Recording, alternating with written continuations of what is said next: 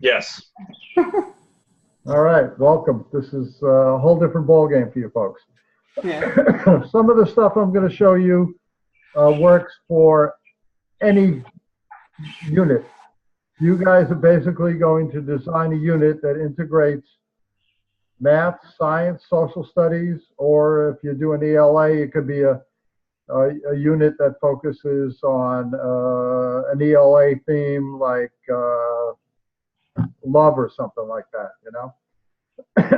That's going to be the basis for the whole course. You're going to design this unit. Okay?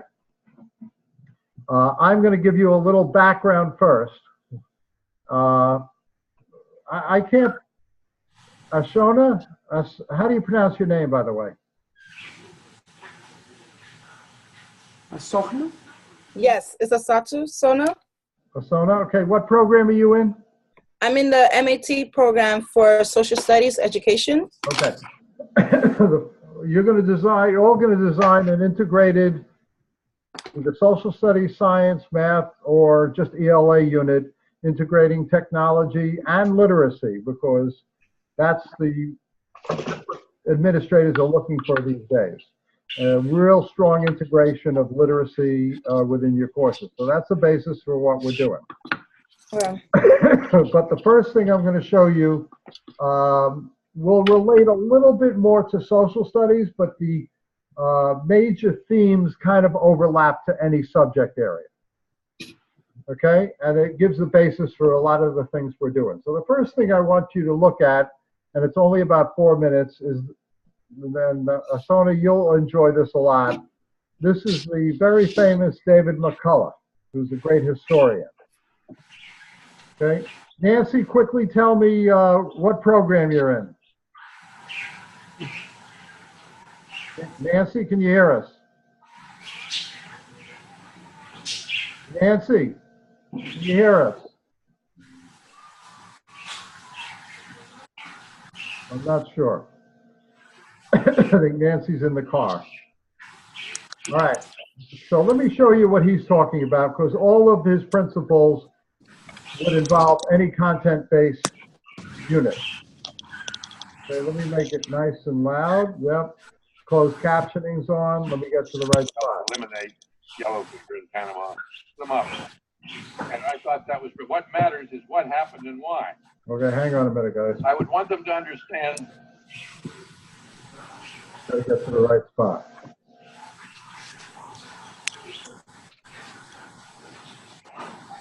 Our students. All right. Here we go. Mr. McCullough, I just wanted to express my gratitude for your positive comments about teachers earlier on. I teach in Virginia, special ed, and also have a background in history. Always enjoyed reading your books. My question, though, is when you look at our students, what are 5 lessons from a history, American or otherwise, that our students need to know before they graduate from high school? 5 lessons our students in history need to know before they graduate from high school. Well, the first one I would tell them is I'm just getting there. What the hell? when I was a sophomore in college, and not only have I never forgotten it, it changed my whole point of view about history to the point where I now realize it helped change my life. He said, I'm not going to hold you responsible for any dates or any quotations. I don't want you memorizing dates, and I don't want you memorizing quotations. So no matter what unit you're doing, this is relating to facts. That's what he's talking about. That's what books are for. You can look them up. And I thought that was, what matters is what happened and why. I would want them to understand most definitely that the United States of America did not begin with the Declaration of Independence. There were hundreds of years of history before that happened. And particularly not to overlook or neglect, because it is so rich and interesting, the history of the Native Americans who were here before our ancestors arrived.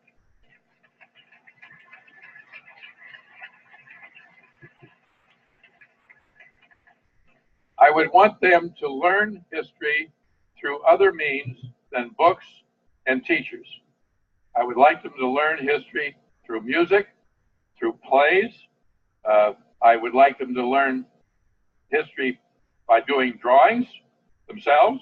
I'd like to learn history through architecture. In other words, bring them into the tent, not just because of books and quotations and dates and boring. Don't.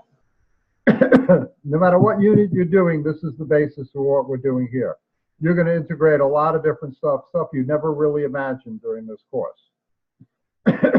Video, you guys are going to actually create what's called a reader's theater, which is like a play. You're going to integrate pictures, all types of stuff like that, no matter whether you're doing science, math, social studies, or ELA. Let me back it up. History by doing drawings themselves. I'd like to learn history through architecture. In other words, bring them into the tent, not just because of books and quotations and dates and boring. Don't do boring. Everything we're going to talk about is engagement. All the things you're going to do will be based on engaging your students, and I will show you some of that tonight. We were looking at high quality engagement for students in all your learning activities. Because it isn't boring. It's about human beings. And then I would want them to take on what I would call the lab technique in order to teach history. One of your teachers here in the Washington area, Jim Prococo, has been doing much of that, where he brings students in to study the different statues around town. They write papers about the statues. I would like to give them a photograph or show them a building, maybe 2 or 3 students for one building or 2 or 3 students for one a corner of the city or the neighborhood, and make a little mini with your, they all have these little video cameras now, make a little documentary or write a play about it or write a paper about it. Do a joint effort. Figure it out yourselves. Don't give them everything. Make them figure it out themselves. We're going to focus on that very strongly. In terms of you doing that, you're going to have the kids doing a virtual field trip, because you can't actually take them to the museums or the Smithsonian or Museum of Science or whatever. So you're going to do that. Because when you come upon the answer yourself, when you resolve the mystery on your own, you never forget it. And let them have the experience. Finally, I don't know if that's 5 or 12 that I'm saying. Finally, let them have the chance. Please, please, please, let them have the chance to work with original documents. And that's something else you're going to do during this course. So that's a bit of a framework, but let's go into the technological aspect of what he's talking about from one of the TED presentations. This is very pertinent to what we're talking about here.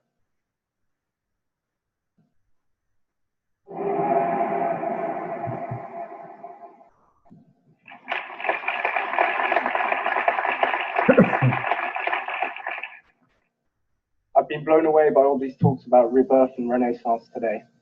I believe humanity works on a cycle of rebirths, and we're at the crossroads of a new one. Our lives are becoming more and more digitized, and in time, education will follow. As a history major, I struggled to find a job. I actually ended up working in the environmental industry in Kenya, in East Africa, working on renewable energy projects with a focus on biogas in rural communities. This then led me to Beijing, China, and the scene you can see behind me, another beautiful sunny afternoon in the Chinese capital.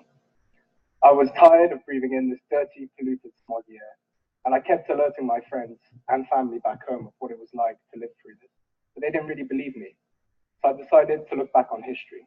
So armed with my history diploma, what events stood out for me? The London Great Smog in 1952. 12,000 people lost their lives in 5 days.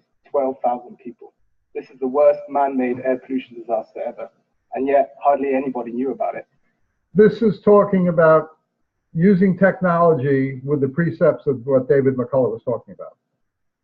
So what I decided to do was to create a fictional character, someone who woke up in 1952, had a smartphone, and began tweeting. And he tweeted as if he was reliving the event in real time, but this was over 60 years ago. I used the hashtag Great Smog, and I spoke in a language which kids were familiar with and they could understand.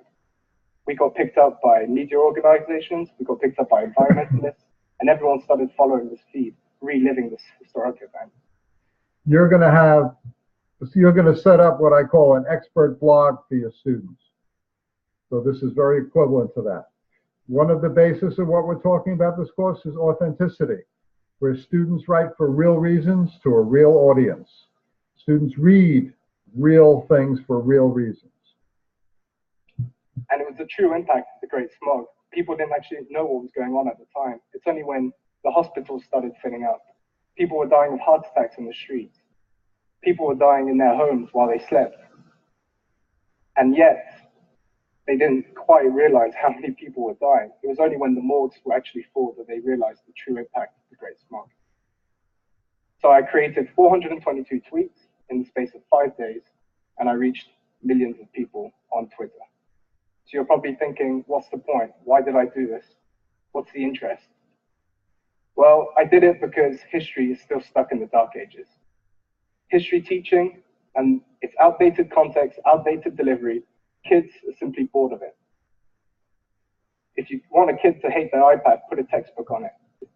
We're going to work with textbooks or trade books or textual materials because that is the requirement and it's still important. But we're going to make it engaging and we're going to use all these other strategies as well. It's the same with history. We can't just live with static figures, and dates, and numbers. Kids aren't interested in that anymore. We need history to be brought to life. We need the teachers to actually use the power of technology and tell stories. And this goes just as well, you know, when I work with my student teachers, I have student teachers who are working and teaching math classes. One of the keys there, I always say to them, students have to know why they're learning what they're learning, how it pertains to their life, and why it's important for them to learn this. And when you do that, you're going to have much greater engagement from your students. So this technology is a great way to do that as well. And this is what I strive to do every day as a technology entrepreneur. Innovation, though, it is difficult. And what we really need is to push for schools to have a new vision and a new way to be open and pushing for collaboration. Here are a few examples of innovators in the space who use technology and mix it with history to bring a story to life. One of the teachers I spoke to a couple of months ago, Karina, she works at the Steve Jobs schools. Yes, they do exist in Almere, the Netherlands. And she told me just that. She said that what she liked about using history and technology in the classroom is that it brought the content to life. It engaged her students. It made her kids curious. It lighted that spark of curiosity inside them, which got them to go explore more and find out more about that historical event. And that's exactly, and she's right, that every teacher that I liked and remembered from history taught me a powerful story. Well, now teachers have technology to actually make this happen, and it's very easy. The second example I want to show you is Minecraft. So for those of you that don't know Minecraft, it's a virtual 3D sandbox game where users can create these amazing worlds from scratch. Now, Minecraft is great because it pushes for collaboration, for digital citizenship, and by that I mean sort of internet ethics and also privacy issues. And it allows for people to really chat on there and discuss events. What was so great about this Minecraft was that it was a student that created it for his Latin class. So the student, before Minecraft, did not feel engaged with the content. He was having problems studying. So he created this Roman bathhouse himself. And from there, he actually learned Latin and started giving tours to other users in Latin. I mean, how engaging is that and how inspiring is that? And that's so much creativity there. My third example is a teacher that I look up to and I admire. Enrique Legaspi. He is a social studies teacher in the US. And what he does is that he actively uses Twitter within the classroom setting. He uses the tool to get students to collaborate on there, to discuss events, and he uses one event, one hashtag. And he's actually found that students are a lot more engaged with the study of history. Good. Since we only have an hour, I just wanted you to see that part of this. Let me go back to the course. Now you have a little bit of framework. You're going to choose one unit, hopefully one that you're going to teach or will teach in the future. I suggest if you're teaching this semester, you pick something that you would probably start teaching in March or April. Okay, here are, if you look down here, here are some really exemplary examples of units. I don't expect you to go to the depth that these do, but you're going to fill out this unit plan format for this week. I'll show you what that looks like to get started. Hang on, I have to pull up that window.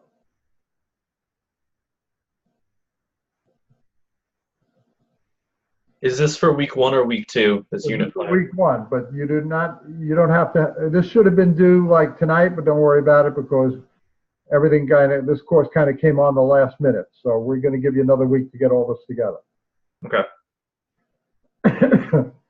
What are the concepts you're going to focus on? And again, in Blackboard, you have models of this. What are your essential questions? Find your common source standards. And what are the main ideas? Then, throughout the course, each time you develop something, you're going to add to this. You only have to turn in the top part this next week. Okay, that's your basis for what you're doing. Then when you're doing something like a close reading, you're going to put it in here.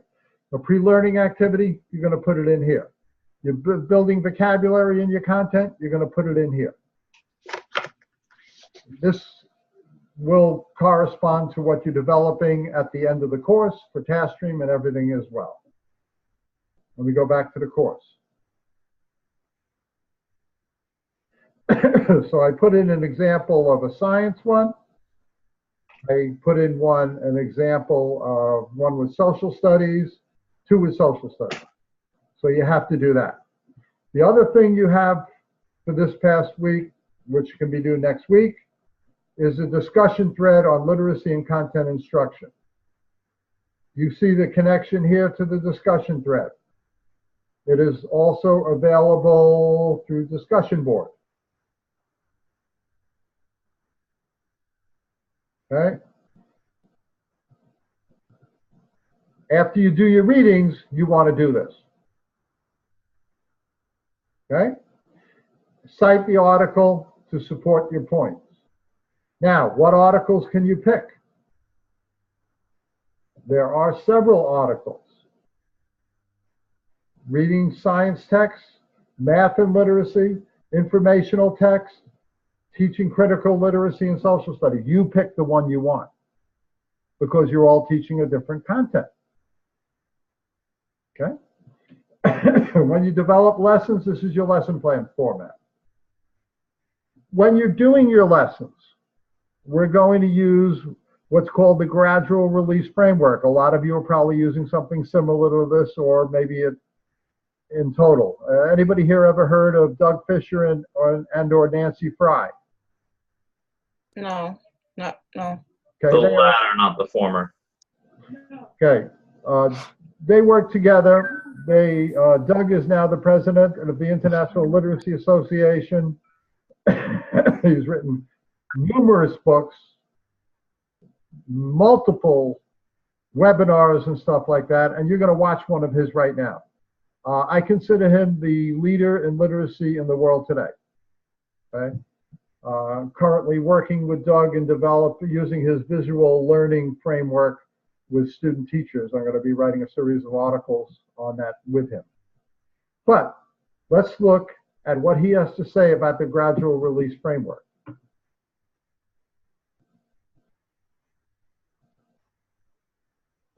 And I will stop and talk about it. So now we're going to talk about instruction. So I'm going to talk about them in an order. It doesn't matter which order we go in. I am concerned that people see our work. Nancy and I drew these in 2001.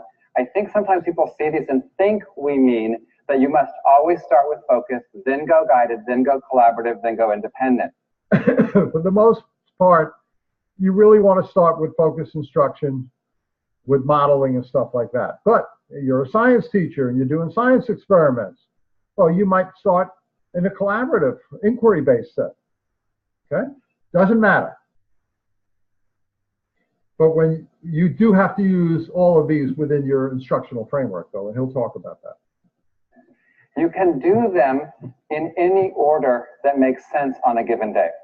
You can imagine a class starting where it's independent learning first. The kids walk in, they do a journal entry, do now problem, must do, any of those kinds of right now independent work. You could imagine starting a class with collaborative learning. They have to learn something, they do something together. So you can start anywhere.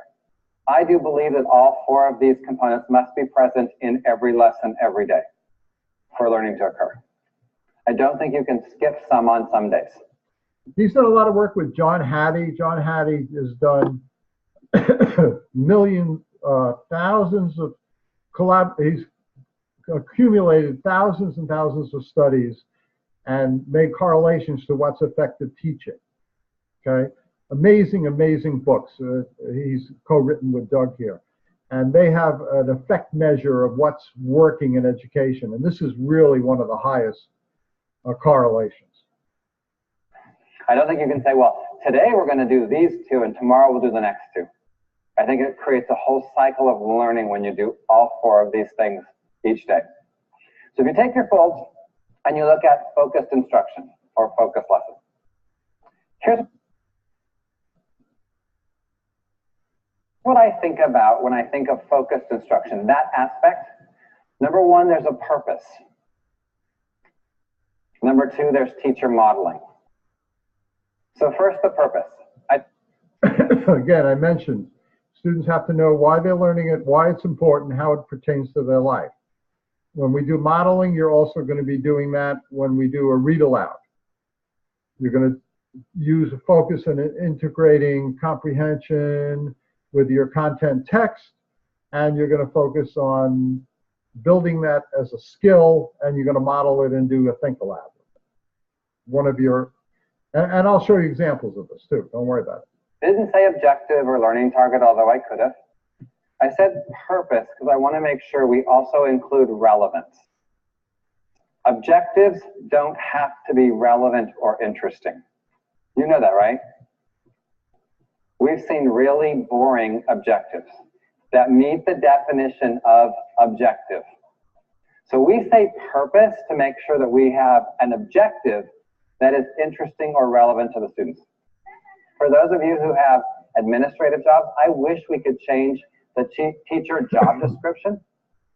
And I wish it said that part of your job as a teacher was to make your content interesting and relevant to students. I really believe that a huge part of my paycheck comes because I have to figure out, because I'm paid to figure out how to make my content interesting and relevant for students. I've gone all over the country working in different schools. I've been hired by the schools. I've also worked for Houghton Mifflin doing this type of thing, integrating literacy, content, and technology. This is the first thing that I talk about with those teachers. And I'll tell you, I've seen some major, major differences with the teachers when you start doing these type of things. Not to say a lot of them aren't doing it.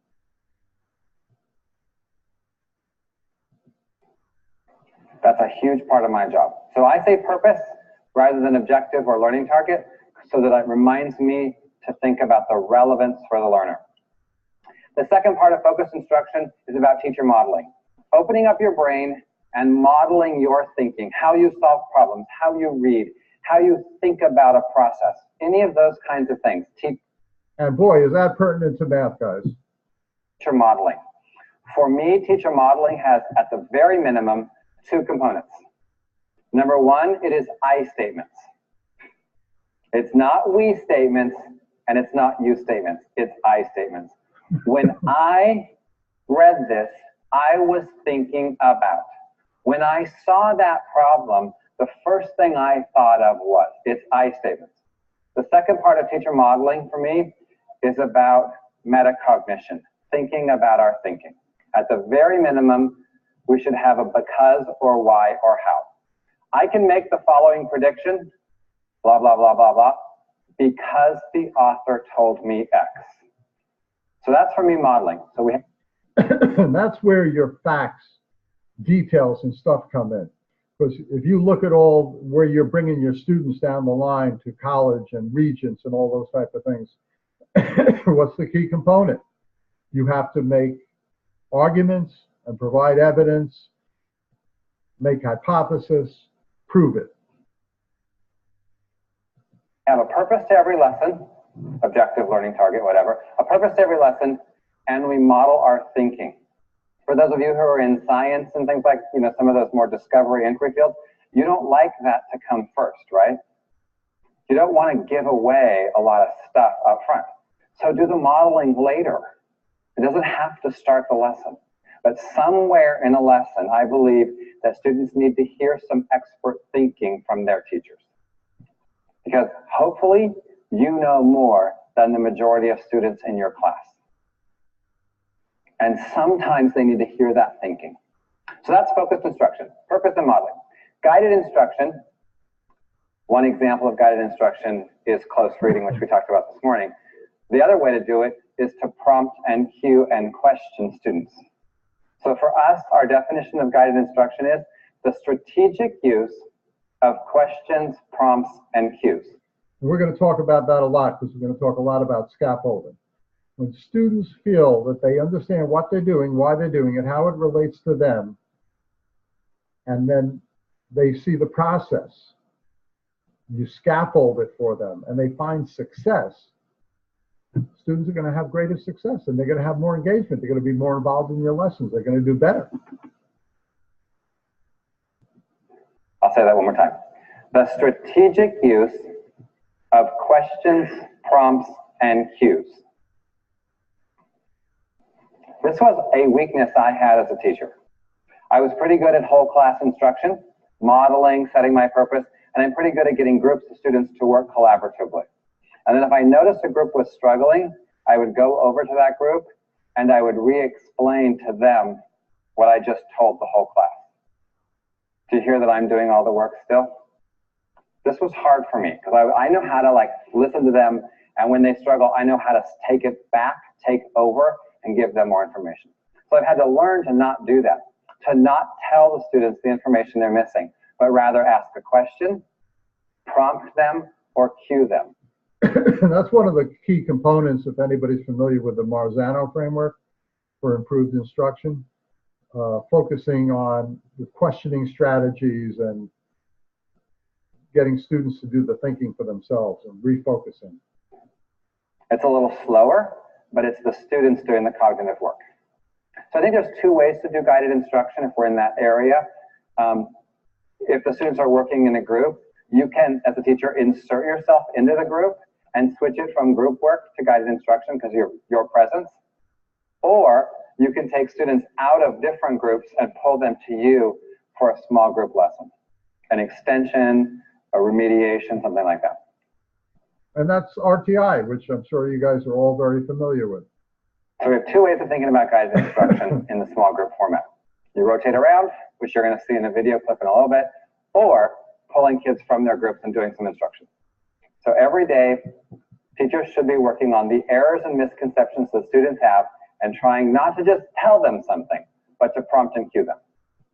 And that ties in with what everybody's talking about, using these formative assessments throughout your lessons and having them guide your instruction. And that can be done right during this process with your questioning. I think that's fair, don't you? That'd be a reasonable part of school. Every day we should have students doing collaborative learning. So if you can move to that part of your notes. And for me, collaborative learning is student-to-student interaction. They talk to each other. They interact. They interact in academic ways, with academic language. When I work with my student teachers at NYIT, I show them examples of first grade classroom where students are doing collaborative instruction and using academic language. A science lesson, students paired up saying, well, my hypothesis is with a science-based inquiry lesson, and my evidence is, and this is something you also have to model for them and stuff. But when you integrate collaborative, you're doing a lot of things with the students. You're creating greater engagement. You're getting students to work with the language, talk the language, academic language, very, very important. I had a student teacher last year in a Brooklyn school, in a low-performing second-grade classroom, came in to watch her lesson. She did a lesson that during that lesson, she had 5 kids transition out of the lesson to her cooperating teacher because they were not engaged. They were disruptive. We went through this, talked about it. She was familiar with it. She was told by her cooperating teacher she couldn't use this framework. We spoke with the cooperating teacher. They let her do it. I mean, how much worse could you do? 5 kids transitioned out of 17. We did the same lesson. 50% of the time, it was collaborative based. What an amazing lesson she had. They actually changed the framework of the team of second grade to include more of this because it was too teacher-centered.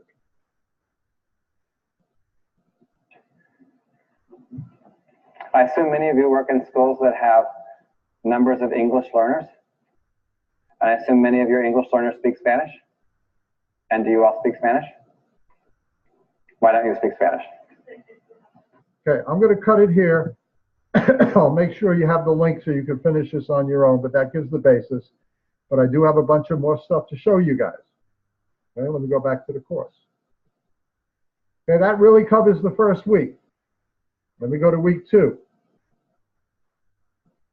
I always tell teachers, your first 2 to 5 minutes of a lesson are what set up the success of that lesson. So you're going to develop 3 pre-learning activities. Okay, a video pre-learning activity, a pre-reading quiz, and an anticipation guide. And I'm going to show you models of each of these. You're also going to have to do readability on whatever text you're doing for your unit. You can use any text you want. And by the way, it's very easy to do a readability. Let me show you quickly as a basis, because you're going to put in your readability results and do a readability discussion. But let me do a new share. Okay. Yeah, for example, I want to do readability on this. Just cut and paste or copy in a couple of paragraphs from whatever text you're choosing. Put it in a Word document. Go to File and Word. Okay. You want to go to Options. Make sure in your options you go to, proofing. Make sure this is checked. Show readability statistics. Real easy, guys. Piece of cake. Right? Now you want to use a different readability? Fine. You're going to read a great article about it. Then you go to Review. And you go to Spelling and Grammar. Hang on, let me move this out of your way.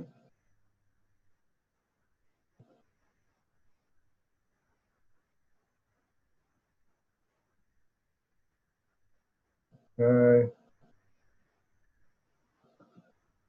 I'm just going through all the spelling. And look what you get at the end. There's a basis, a readability scale. You can use any readability you want, but this is the easy way to do it. Then talk about it. Let me go back to the course. Okay, because one of the articles you're going to read is Readability by Hebert. That's going to be a basis because there's a lot more to readability than that. It's going to talk about syntax and content and sentence structure and all these type of things. Great, great, great article. Okay, now let me show you examples of pre-learning activities that you are going to develop. Again, this is all for the same unit, guys. It doesn't have to be for the same lesson. You could have different lessons. Now, I'll show you one. Okay. This is the basis for, I designed a integrated STEM literacy teaching framework for all the 3rd grade in the Baltimore City schools. I wrote it. I trained the teachers on how to do it. This was the first activity for that unit. They got Legos, they made roller coasters, they did experiments with the roller coasters, they read fiction text on roller coasters, nonfiction text, and all the things you're going to see in this course. But this was the first activity. And I did it with the teachers, and then they did it with their students. And look how this is working on two things, and this is the key to what you're developing. One, you want to build background knowledge. Two, you want to build engagement. Less than 5 minutes. High hill, great. A lot of speed. They all know what speed is. You don't have to explain that to them. But they may not know what mass is. You're going to talk to them about what mass is. They'll say, we're going to have a lot of mass. And talk to them about what gravity is. They've got a lot of gravity here. And talking about what friction is. We're not going to have much friction. Right? So, I'm unmuting everybody. Who's got a prediction? And this is what the teachers did with the students. What's going to happen with their roller coaster here? Who's got a prediction? Come on, science buffs.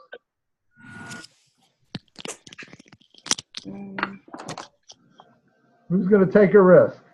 It doesn't look like it's a smooth curve at the bottom of the first hill, so it looks like the cars might derail there.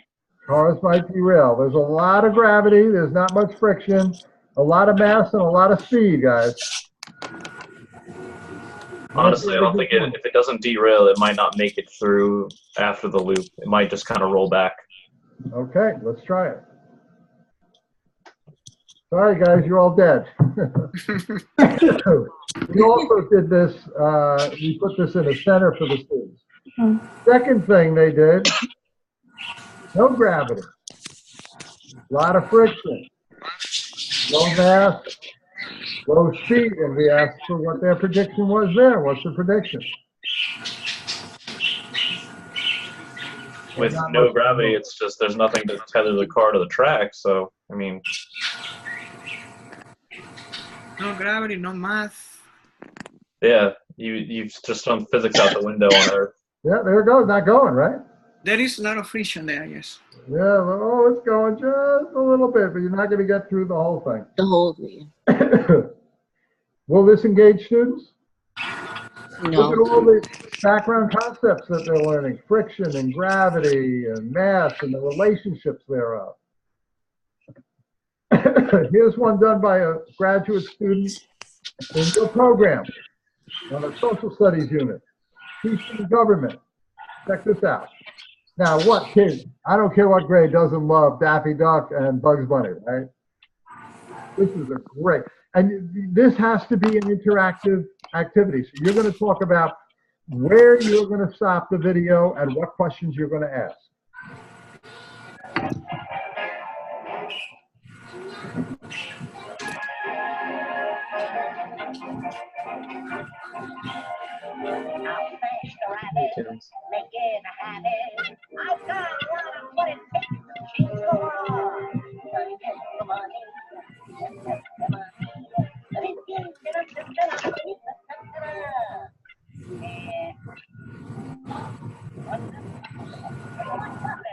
I'll tell you what, Bob. When I'm president, I'm going to pass a law that'll outlaw rabbits. And she had it stop right here and ask for the students. Can the president pass a law to condemn rabbits? Students, and she had the students turn and talk, little collaborative interaction there, and come back and feed out.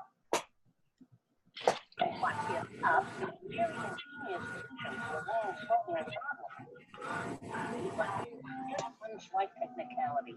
The president can't pass laws. The president can't pass laws. That's ridiculous. The president can do anything he wants.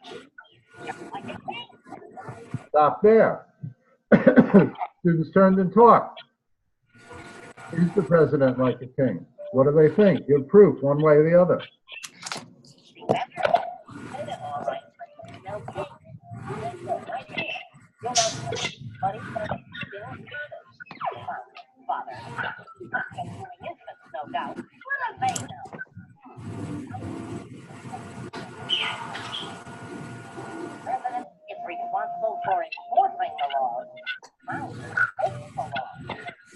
And stopped here. The Constitution, wow, it talked about that. enforcing the laws, passing the laws, creating the laws, Congress. Look at all the background information these students have before they're even in the lesson. High correlation between student comprehension, student learning of concepts, with doing things like this. How, we didn't even finish the whole thing. That's 1 minute and 25 seconds. Look at the engagement the students have and the background information they have. Great, great examples of ways to do those two things. Now, let me show you the quiz you're going to create. Right? Here's one that I created. I did a study that was published in conjunction with Tim Brzezinski, one of the gurus in the literacy field. Now, I'm going to show you, but let me tell you how I use this. When I work with teachers in schools, we always do this. I went into a 5th grade classroom in the Bronx, low-performing school. We had the 5th graders in a lab. I told them, guys, they never met me before, but I have about all the 5th and 6th grade teachers watching as I'm modeling. Guys, I have something absolutely great for you guys. We are going to take a quiz. Now, imagine I said this to 5th graders in a low-performing school in the Bronx. They're looking at me like I am a nut job. I go, wait, it gets even better, guys. This quiz is going to count as one of your grades. Now the students are looking at me like I am really, really a nut job. And I go, whoa, let me tell you the good news. You get a question wrong, it gives you the right answer. And you can take the quiz as many times as you want. When we were done with that quiz, those students asked me if they could take another quiz. Amazing, right? This is what it looks like. And you want to get one right answer, one reasonably wrong answer, and then two that kind of crazy. What are the parts of the plant? Well, that's the head, limbs, feet, and toes. Gives you the right answer. They can start over. Do next question. Get it right. Next question. Same thing.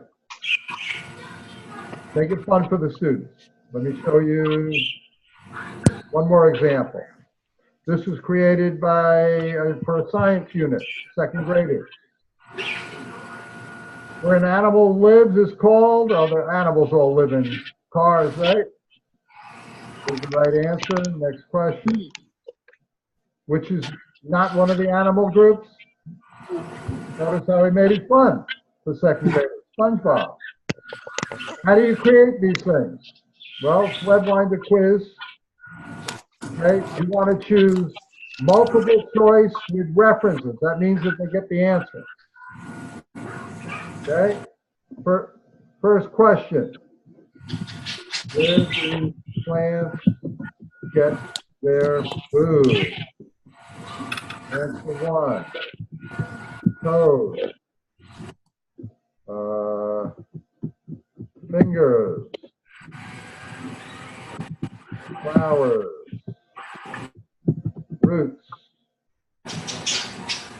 Roots, and you give the answer, water and nutrients are taken in from the roots of the plant. Answer the quiz. Guys, now, if you don't sign up for this, you can have a problem in saving these type of things sometimes. Don't use an Apple computer, by the way. So to be safe, submitting it to me. When you're done, copy and paste these in a Word document. Send me the Word document if your quiz doesn't work, okay? And if you lose it, you can put it all back in here. It recreates the whole quiz all over again. What's the name of it? How about plants are awesome? Make it look good, right? And create quiz, looks really cool. And then you got to save as, hang on. You got to make sure you save it as HTML. And like I said, call it plants, like you see there. Okay? If you don't want to use that, you can use online exam builder. But to have them be able to get the feedback on the correct answers, you got to join it. One other one you can use is Edpuzzle. Okay, where you cut and paste the video in here, and then you put questions in. That makes it interactive, like this. And the students have to answer it. You can paste the video in here, but this makes it into a quiz. Okay, those are your three options for that. Okay, that's your quiz. Free learning activity, highly engaging, building background knowledge. Third thing you got to do. Okay, because I'm running out of time here, guys. Can we use Google Form, Professor? As long as students can get the correct answer and do it all over again, yeah. Okay. However you want to do it. The object is that they learn the material before they see it and they're engaged. Okay. Anticipation guides. I love anticipation guides. Especially in today's use of formative assessments. So you make it, again, what was David McCullough talking about and Doug Fisher. Make it relevant, make it pertinent. Look at this about plants. This is for my study. Right? Notice that the students make a before prediction, and I had the students do this in groups of 2. So there's a collaborative framework with that. Then when they're done with the lesson, they go back and they decide were they right or were they wrong and provide evidence. Formative assessment. Dynamite. What a way to do a formative assessment, guys. Get feedback to drive instruction. Right? Let me show you one more example. We're going to have one more pulled up.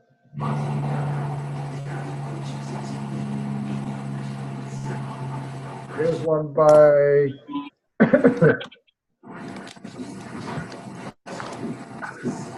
student who did one on, now here was the problem, and she had to refix this one, and that's why I pulled this one up. She didn't have a before and after, but she had them providing fix. She had to do true false before and true and false after. Okay, but how does it relate to the students? Okay? Okay? Okay? So those are your assignments. Let's go back to the course. So your anticipation guide, pre-reading quiz, any format, video pre-reading activity, readability results, and a readability discussion. This here, the screenshot of the Allington quiz, you're going to read You Can't Learn Much from Books You Can't Read by past president of the International Literacy Association, Dick Allington. And when you're done, guess what I have in there for you? I have,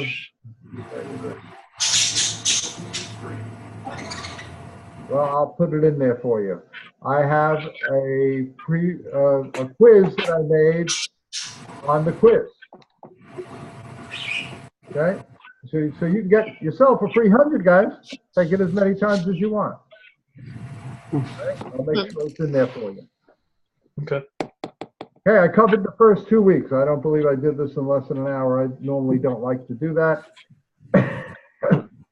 But this course kind of got late started. I normally do this before you start the course or the first day of the course.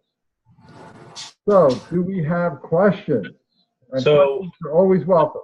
When do you want everything from week 1 and 2? Starting on next Monday? You want everything then? By next Sunday night, yeah.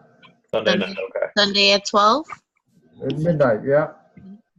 Now, oh, by the way, one important thing, guys. Very, very, very important. I believe in mastery learning. You create a pre-learning video activity and you just didn't get it. You messed up. Guess what? You got 2 weeks to redo it at no penalty. You take the higher grade. Any of your assignments. does you absolutely no good to do something wrong and not learn by it. How many minutes should be the video? Minimum. Say what? How many minutes minimum? For the video? Yes. Yeah, you want to do something that's between like 2 and 5 minutes. Okay. You want something that's engaging to the students or make it engaging. You want to grab them. You want to build that background knowledge. Okay. Questions? All right, so we're probably, I'll have to send you a time and see if we can't do one 2 Sundays from now so that you get the next couple of weeks after it. So Sunday seems to be the day that everybody's available. I got to work out my schedule though. But this is why I do the webinars, so you see why you're doing it, how to do it, and the framework. So, one last question again, just to confirm, everything is due this Sunday coming up, which is February 2nd or 3rd. Right. Okay. And both lesson. I mean. Yeah, both weeks. Okay. Okay, we of course got going late. I mean, I didn't have even access to set up the course till last Monday. Okay. Thank you. Thank you very much. Thank you. Jumping in, guys. Good night. Have a good evening. All right. Thank you. Bye-bye. Bye, everybody. All right. Bye. Bye.